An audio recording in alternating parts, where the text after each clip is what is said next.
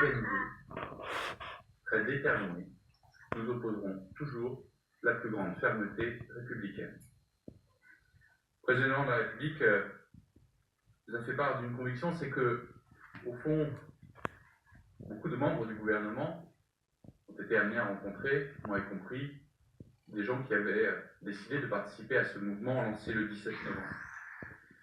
Et sans doute parmi les personnes que j'ai été amené à rencontrer, comme d'autres, beaucoup ne cautionnent pas les violences qui se déroulent, en particulier les fins de semaine, dans les rues de différentes villes de France. Sans doute souhaite-t-il, ce sont les mots du président, que l'ordre revienne, que le pays se retrouve, et ce qu'ils veulent par-dessus tout, c'est pouvoir participer à bâtir l'avenir de notre pays. Cela, à nouveau, nous les invitons à venir massivement participer à ce grand débat national. Aujourd'hui s'ouvre une nouvelle phase de notre histoire politique. Le président de la République a rappelé qu'il ne fallait jamais céder aux pulsions, que d'ailleurs les pulsions emportaient ceux qui cédaient. Et il a rappelé qu'il était nécessaire, indispensable, de reposer le cadre de l'unité de la nation, en mettant en avant à la fois un dialogue respectueux et en même temps la fermeté républicaine.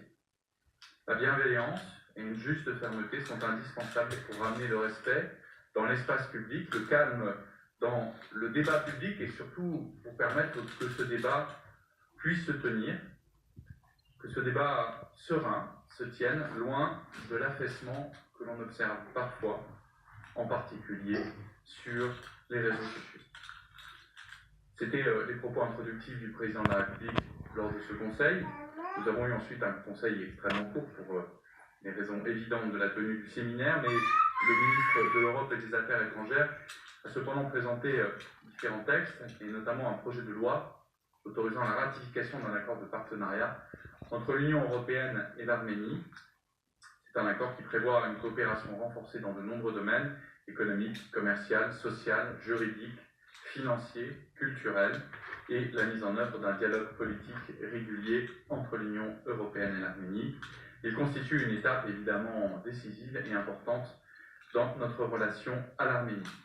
Il a également présenté un projet de loi autorisant l'approbation de 2 accords bilatéraux signés l'an dernier avec les gouvernements du Tchad et le gouvernement angolais concernant les services aériens. En apportant un cadre juridique stable, ces accords vont permettre de développer le transport aérien dans nos pays et de fait de renforcer notre relation économique avec le Tchad et avec l'Angola. Ils témoignent de notre volonté de consolider nos liens. Benjamin Griveaux du